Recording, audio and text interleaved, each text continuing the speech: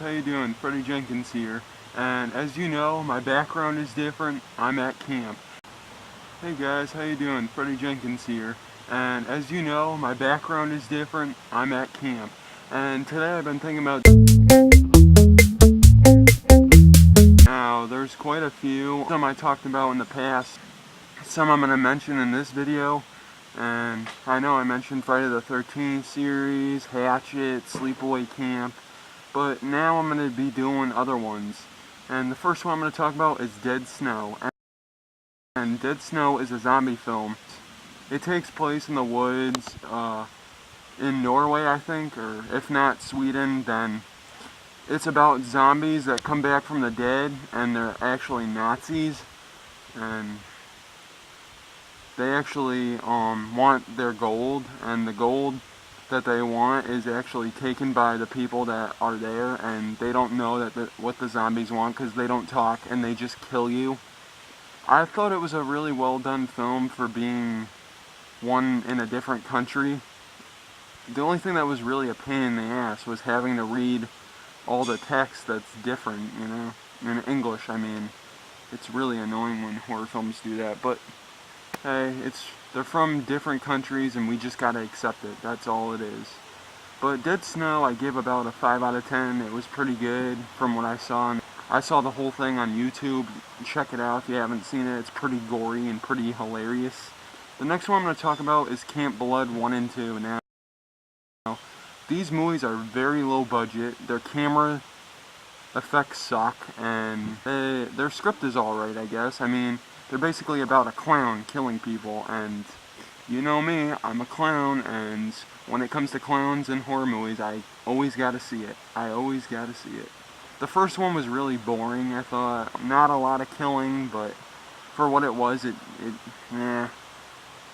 not even really worth mentioning because the acting sucks as well, but I did like some of the storyline, like the big twist at the end, and the fact that the clown isn't just a character, it's more of a personality like Scream, you know? How Ghostface isn't really a character, it's just somebody that dresses up like it. But yeah, I thought the first one was really boring and it's horrible.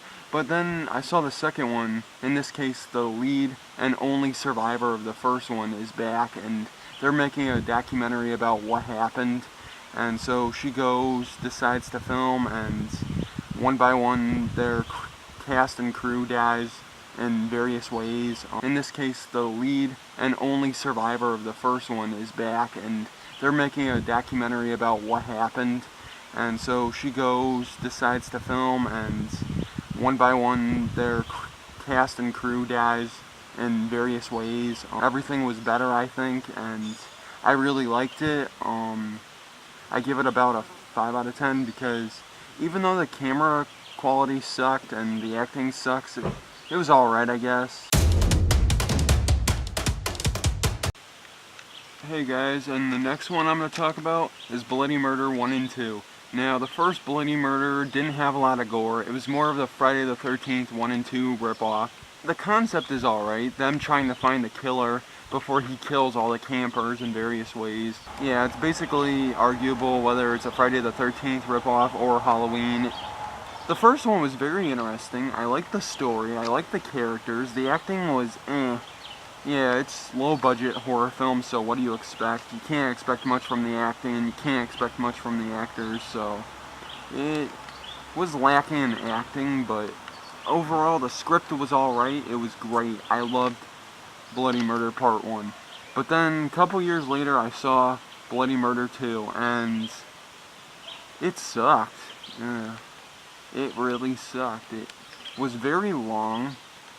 Pretty generic kills, pretty generic characters. Yeah, they turned it into a Sleepaway Camp 3 type film. Yeah, it sucks. I hated the second one, but it did have some good gore, I thought, and it was pretty entertaining. I can't say that it wasn't, but yeah, Bloody Murder 1 was pretty good. I give that a 7 out of 10, and Bloody Murder 2 I give about a 4 out of 10. It's not even that good. The acting sucks, really, and yeah. Next up is The Cabin in the Woods. I was thinking when I was actually going to be able to actually even talk about this movie, because it's basically a mix of all the horror films that we used to grow up with, you know? I didn't really like it, honestly. I give it about a 5 out of 10, and the only thing worth seeing is the second half of it. That really is the only good thing about it.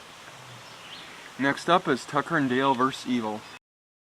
Now, Tucker and Dale vs. Evil was kind of a comedy film where you think that these two big hillbilly guys are actually killing the kids, but no, it's the kids dying by so-called accidents. And the reason I said it's so-called accidents is because they actually say that these friends are just killing themselves.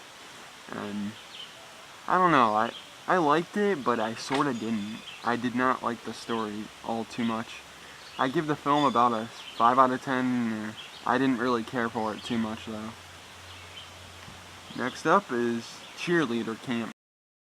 Now, I'm pretty sure I talked about this in a deleted episode, but I didn't really care for Cheerleader Camp. It was really boring, the characters were lame, the kills sucked, and the only good kill was the fat guy from Roadhouse. His death was pretty awesome, pretty gory, and just awesome. I liked that part of the film, and overall, I give Cheerleader Camp about a 3 out of 10. It's really not that good. It's really boring, and it just sucks. Well, guys, overall, summer camp horror films are typically boring than they are entertaining, because you know what's going to happen. There's nothing scary about the woods anymore. It's overused. It just sucks. And one I forgot to mention is Cabin Fever. I just did a review of that a couple weeks ago, I think, and yeah, those summer camp horror films really lack, and they're very boring. The characters don't really do much to make it scary. Instead, they're just, oh, the helpless victims. It's really gone stupid, and these summer camp horror films are never going to change. They'll always be as stupid as they are, because some people don't know how to make the woods scary. And Evil Dead, it was a very cheap film. It wasn't really that scary from my point of view, because, hey, roots killing people. The trees, okay, yeah, the roots of the trees are killing people. Nah, that concept sucked, and so did Evil Dead. I'm afraid to say that, but I did not like Evil Dead at all. I like the third one, though. I like the third because it gets away from that environment, and it does have a good storyline. And, well, guys, I hope you enjoyed this review. Peace out from the woods, and maybe I'll see a serial killer. Who knows, you know? You don't really know what's gonna happen, right? Wrong.